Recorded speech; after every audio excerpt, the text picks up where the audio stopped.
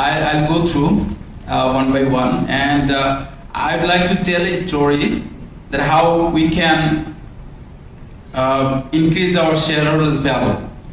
At the end, I'd like to focus on how we can increase through emphasizing on risk management strategies and the other issues. So I'd like to focus on the very preliminary issues, that what is risk and what is the risk management cycle, and how to mitigate the risk management risk, and what are the strategies actually we need to focus in Bangladesh, and finally shareholders value, how we can increase our shareholders value.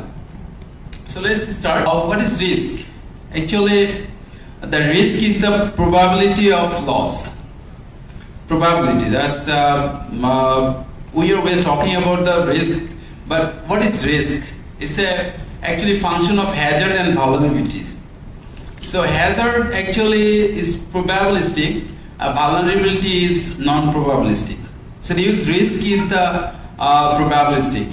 So there are different kinds of risk we are discussing from last day. That so different kinds of risk, a lot of risk are there. Some of our stakeholders told us that the current expectation of risk is if the government increase the cash bill, so there will be some risk in future. So this kind of risk actually we have, and there may be different kind of risk. Not only one specific, there may be different kinds, different aspects. So if we have the specific issues that we have said, that so that can be helpful to identify the risk. Suppose the strike, shipment force, and flood drought in cotton growing areas. So default in contractual, obligatory by buyer or supplier, fire in cotton warehouse. Actually, factors associated with risk. If we see the Rana Plaza, so this is also hampered our reputational risk, right? In Bangladesh. So if we see the impacts of Rana Plaza, what happened? Actually, the event was frequency was very few. One in the history, but the impact is severe. So the risk actually depend on the severity and the frequency. So how frequency the events is happening and how it is severe. So that actually related with the risk.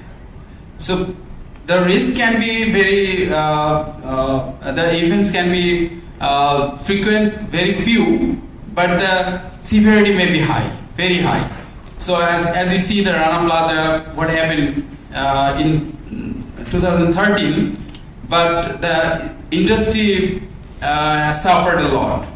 The reputational, though the industry itself was not involved in this kind of risk, it was out of the risk that suppose it may be the administration. The risk arises from administration or the other third party, but the industry actually impacted. So we have risk. If we have risk, so should we quit from the areas? So we know that there is a possibility to collapse this building. Should we leave right now? No. That is actually the point comes in this risk management. So a ship, as we say that a ship is safe in harbor, but that's not a ship is built for. If the ship is in harbor, that is safe, fully safe. But that's not what a ship is built for. So we have to face the risk. We have to identify and we have to go through the risk. And then we have to assess the risk and we have to manage the risk. So next, necessity. That comes in necessity. That's if we have the necessity, then we can avoid. So necessity knows no law. We need the cotton. We need the dress. around the world in winter season. So we have to have the industry. No way to avoid this kind of industry or the cotton industry. So risk, there are two types basically we discussed. Suppose yesterday we discussed our internal events, how internal events is impacting on our industry, and we talked today the external, that means internationally, how the internationally are behaving, the price risk, cotton price risk, and some other countries' policy. So two types of risk are there, the internal and external. So that it is a very simplified cycle, risk management cycle. So we have to just focus that risk. First step, the risk identify. Actually, we have to, if we don't have the process to identify the risk, so we can't manage the risk. So first, risk identification, then risk prioritized, which risk is more important to focus on, and then risk grouped by category, and risk analysis and responses, and risk responses related with and risk monitoring and review. So these are the very simplified, but there are different kinds of categorization level. That in the operational level there are few risks, but in the management level there are some risks. So what risk? Who should take care of what risk? Because in the operational level there are some risk in the management level, but there are some risk in the management level, in the government level. So who will take care of that risk? So I'd like to go to in details, and the next slides is a little bit very complex, but if you go through that, not so complex. I'll go from the established context. See, established context is nothing but to have determination. That if we have the determination or the decision that we need to focus on the risk, so then we have set up the process that how we can manage or how we can identify. If we then don't have set up, then actually we cannot focus on risk. Suppose I asked you that how many agency have risk managers. So nobody cared about the risk. So who will identify the risk, and who will take care of the risk, and who will register the risk? If there is no system or the management has no care about the identification of the risk or the context, establish the context. So first step should be establish the context. There should have some system, or the management should have the system. Somebody will be involved in assessing or identifying and the registering the risk by which the risk can be focused. Where the risk arises, and the risk assessment. Actually, the second step is risk assessment: identify risk, analyze risk, and evaluate risk. Then the treat.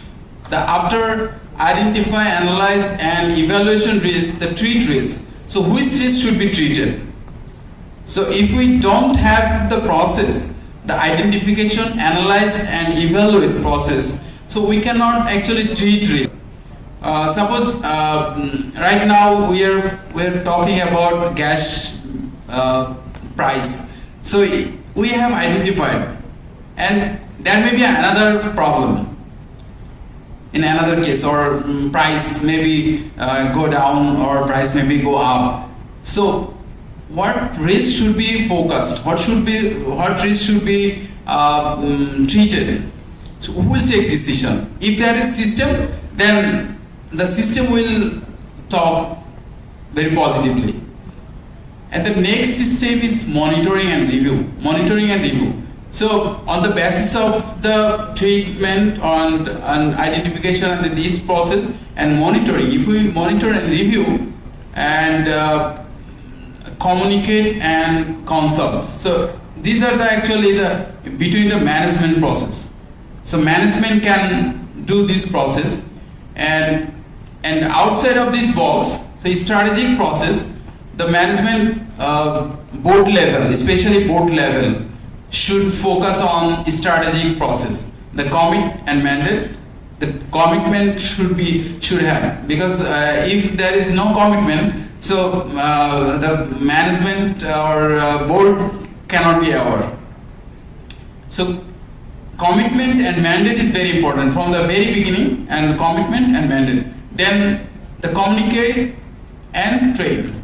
The communicate, how to communicate with the management, and train the people who will take decision. The board will take decision. And the structure and accountability. If there is no structure in the industry, so if there is no process or structure, the people, so who will do that and who will do what? So if there is no system, if there is no structure, so there is no ability to account. Structure and accountability is very important to in the process of risk management. And finally, review and improve. That's a review. Review and improve. That means the whole process. If the whole process is in place and review and improve is in mind, or the board mind, so then the risk management can be handled very prudently.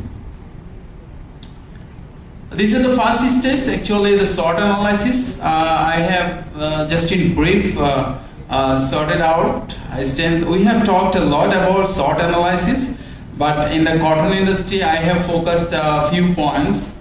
I think is it readable for you, or the strength we have focused? I'd like to mention few of them from the points. That economic contribution of the sectors, that the 81.7% and GDP 13.10% is actually garment sectors. So we have focused the garment sector because actually the garment sector is the final finished products, and the cotton is the very primary product or primary raw materials. That's why, so there is a linkage. If there is any problem in the cotton industry, so there will be some problem in the finished products. And forward-looking government and banking policy. So I'd like to talk about this because the government has taken some policies regarding the incentives. Suppose incentives, you have the incentive systems right now, the cash incentive system. So this is very lucrative policy, I think, and our industry is enjoying this system. And another important policy, that banking regulation, because in production, raw cotton production, there is some policy from Bangladesh Bank. So we have agricultural loan policy, and there is a system to grow the cotton. And the banks are allowed to invest in production of cotton.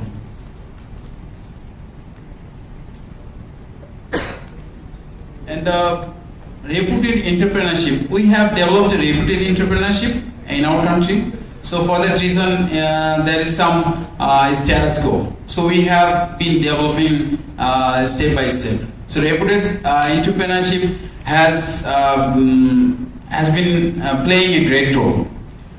And then prompt customer service, in innovative products we have, and increased mobile and online service, online banking. So this is very important because in the sector, in the garment sector, the most of the women are working. They have got very financial inclusion, the mobile banking service. So they are utilizing this service, and they are sending money to their relatives and to the rural people. So it has actually impacted indirectly. So we have innovated this system over the last few years, that is actually contributing in the sector, because the women, those who are working, and they can send very quickly the funds to their relatives. That is actually very conducive for them to work in far place. And I'd like to go to before weakness and threats and opportunities, overseas new cotton market. So there it's a place of globalization. So we have actually different kinds of markets, and we can utilize these markets. We have commodity markets, and so from commodity markets, actually the anybody from around the world, they can have access, and they can go and they can buy any kind of products. So if we utilize these products very efficiently, so there will be no barrier. Actually, what we have some opinion from the different stakeholders that we are dependent on some countries or some places, suppose neighboring country, India and China, and the cotton has actually the commodity market. If we go the commodity market, or so we can buy from anywhere in the world. And if we have this mindset that we are living in the globalized society, so we can compete with any world, any country, whoever it is, because everyone has the same access. The India has access, and India is using this platform very prudently. So why not Bangladesh? Why? What is the problem? Because if there is problem, so we have to identify, we have to sort it out this area. So how we can discover this area and utilize this market prudently. So that's the opportunity to any globalized society have, and new product development. So these are actually the young generation, as we say, the young generation are engaged in this kind of innovative and highly market focused. We have highly market focused because the most of the industry are based on garments, high demand of finished products. So Bangladeshi products have high demand in some places. So that is also the opportunity. So this opportunity and strength that can enhance the sector. And how the opportunity and weakness, that internal weakness and external threats. That internal weakness, if we go through the internal weakness and the threats, and those are the negative, that should be managed.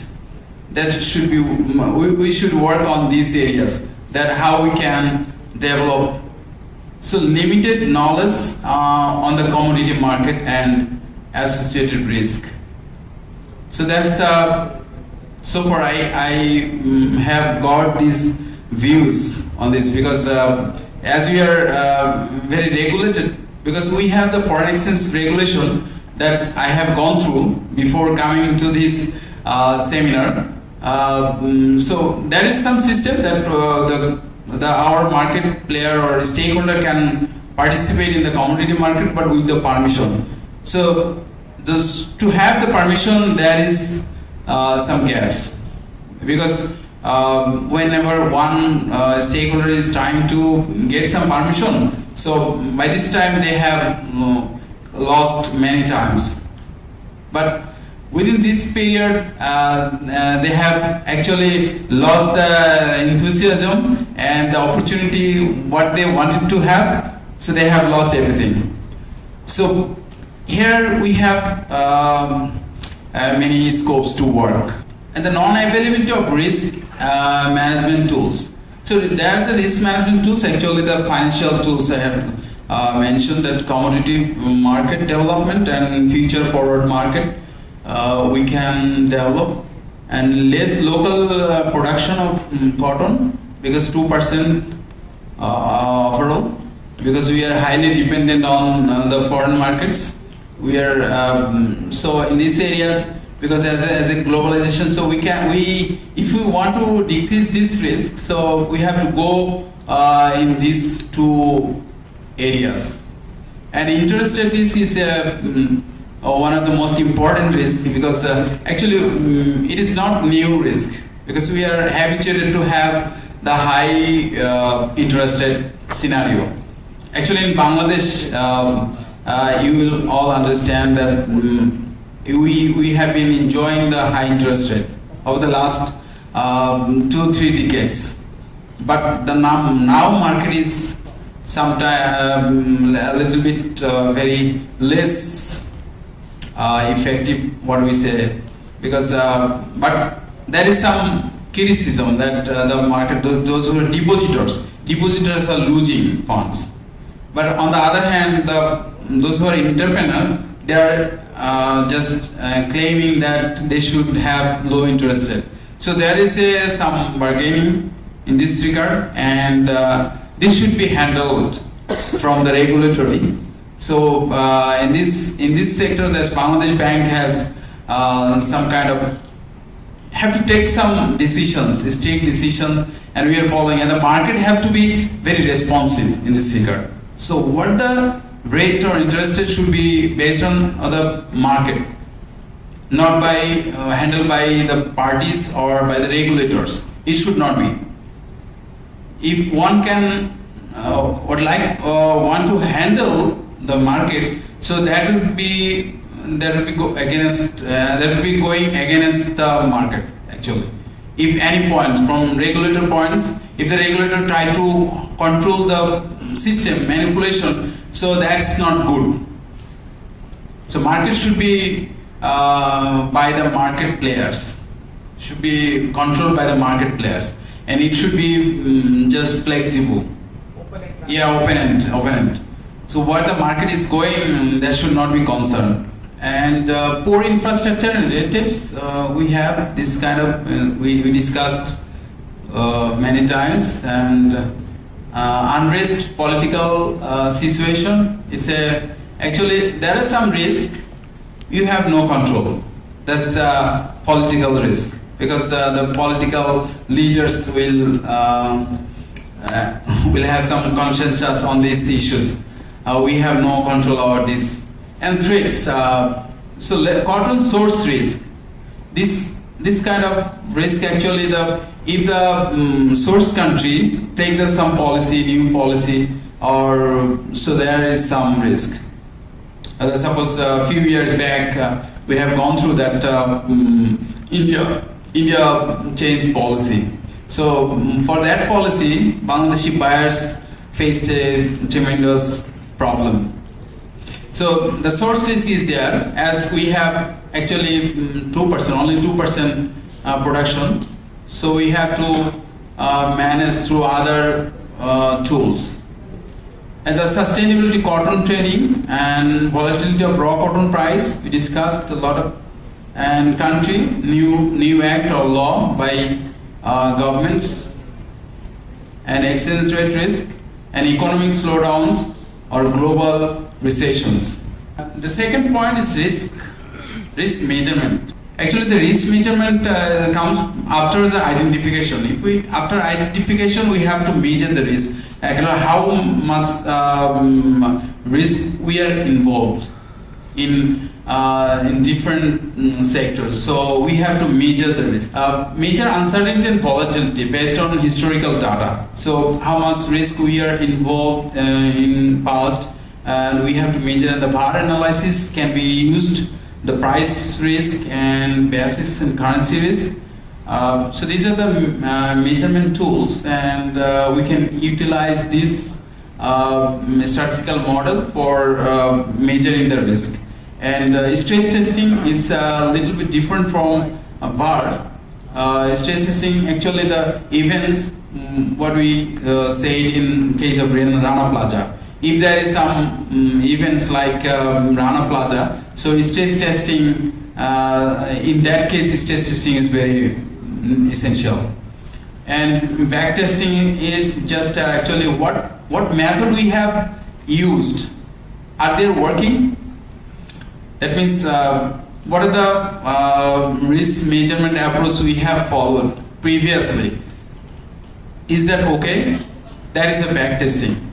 Actually, so if we have the system in place and we can assess that whether the system is working or not, that is the back testing. So if the back testing is in place, or if we assess previously, then we can focus on future and future what action can be taken in future.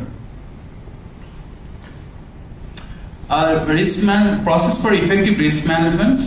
There's objectives. Actually, we have objectives and risk analysis. We have just risk analysis, that means identify and measurement. And these are the process actually analysis that is individual risk. And the severity, probability and severity. That on the basis of this horizontal and vertical, that if we segregate the risk, different types of risk, what we have, different types of risk, and we can categorization in this process. And after sorting out, I'll go in details later. Then we have to take action. What risk should be taken care of very seriously, what should be taken and avoid, what should be transferred. So these are the process actually. Then after probability, then the analysis, then we have to mitigate. The mitigate two process, the retain or the transfer, and the monitor and review.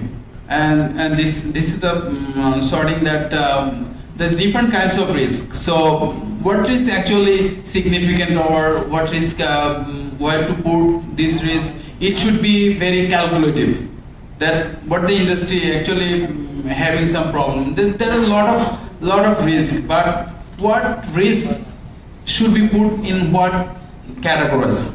So whether it is a very high probability, or it's a high severity, or the low probability or low severity.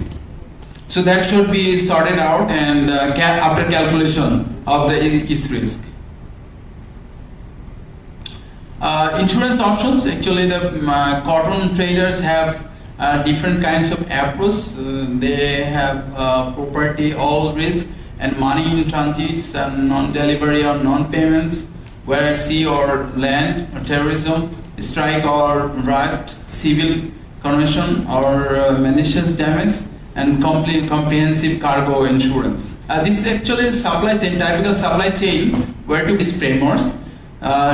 Because if there is no risk frameworks, and so there will be no focus on risk management. So risk frameworks is one of the key tools we need to focus on. And the governance structure, there are three kind of board independent assurance, that board risk committee, and the board audit committee, and the external audit.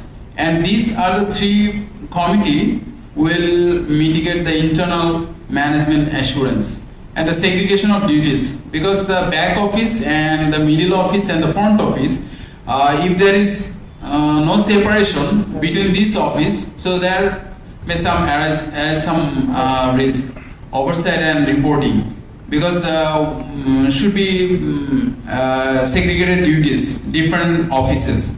Because if one is doing every job, so they can not manage the every risk, and because it's impossible. So second balance between the different offices should be in place for managing the risk. And here it comes, because the pre-shipment system, if they don't have, because if the company utilize their own resources, actually they may have some few resources, but how they will utilize the few resources for observing different kinds of risk, this is very tough to manage. Okay, counterparty risk is a very important risk. Non-performing of contract, the cotton supplier are not shipping when cotton prices increase sharply, and the customers not opening LC when cotton prices drops. So these are the actually counterparty risk. We have to keep in mind that operational risk is very important risk. It's very related with the people, because people in every action, people are involved. If the principles of the people of the staff is lost, so operational risk is there. So operational risk is very important, and unexpected losses due to physical catastrophe, fraud, documentation, and reputation also. So reputation comes from the people. So people, if the people are not honest, so there is a reputation. And failure of management, internal process errors, unforeseeable external event. Okay, we are very close to the end, and risk management strategies. So what should be the strategies? What should we do? We have discussed different issues and cotton industry. So far, I have put it the first one topic is the knowledge. Because knowledge is most important. Because if we have the knowledge how to manage the risk, and then we can actually identify the risk and we can manage the risk, and we have different kinds of products. We haven't, it's not available in our country. Suppose the forward market, the option, we have no product, and we even have to work in changing the regulation, because the regulator actually cannot work independently if the stakeholders are not involved. But stakeholders are involved, but the regulator are not aware. So there will be no change. But stakeholder, regulator, and the bankers, they all have to be aware about the industry risk, and the whole system. Because where is the problem arises, and how the industry can be helpful or can be flourished to open the market. So all stakeholders have to work together. So far I have understand that in this regard, that if we want to explore the further areas, that we have to work in these areas and we have to work together. Otherwise, no one can. So individually, you're just asking that we need the commodity market. There will be no work. If we don't work with the regulators, if we don't work with the government, even government have to be aware about the system, because how the system is working and how the system is risky and how the risk can be minimized. So for the stakeholders, I would suggest to work on these areas, that how we can develop in these areas. First thing we need to do, that we need to have knowledge on these issues, and we have to work together. That the different parties should be in a table and sorted out some problems. Where is the problem? Then if we have the gap, knowledge gap, so we can't proceed. So this is the first steps we should take. Here we have make awareness, but after finishing this conference, one conference is not enough. Very truly, one conference is not enough. After finishing, we'll do work and we'll be accustomed with the traditional thinking, and we'll not go further. But so how we can change, how we can move forward? If we have to move forward, then we have to be determined that we have to do something with the stakeholders, with the regulators, and with the government, and with the bankers. So if we are determined, then we can move forward. Otherwise we can't. So I think this is my utmost request, especially for our stakeholders, that you should invest in gathering knowledge in these areas, that the forward market, especially commodity markets, how can I utilize this? And especially our neighboring countries, all are utilizing these resources. And secondly, to operate ICA rules and bylaws. This is actually the strategy that those who are the leaders, they can move forward with these issues. Because how the rules and regulations of ICA is followed by the other parties or the exporter parties, so you have to take up with the rules and regulations set by ICA, and we have to find out where the breach is there. Then this problem can be solved. And work with international organizations. So some of the issues have been discussed, but how the problem can be solved, how the issues can be addressed, that is the work with international organization. The international organization would like to introduce every problem, because we are in need of some problem solved, because for our industry. So if we don't negotiate with the international bodies, so nothing will happen. If we want to move forward, then we have to sort it out the problems, and we have to place that problem internationally. If we talk about in-house, then that will not work. So backward linkage and efficient worker, that is also part of the strategy should be, and research on new product and market. Yeah, this is very important. And if there is no research, there is no development. And if we don't find the market, so there will be no development. And the diversity of product effectively and diversify market efficiently. Risk cultures, actually this is the last slides. Risk culture is very important. So how we are risk culture. That means people ask different questions. In our society, in our culture, questions are not allowed. Even in the office, if one official asks different questions, so we discourage that why are you asking these questions? So in the risk cultures, questions should be allowed.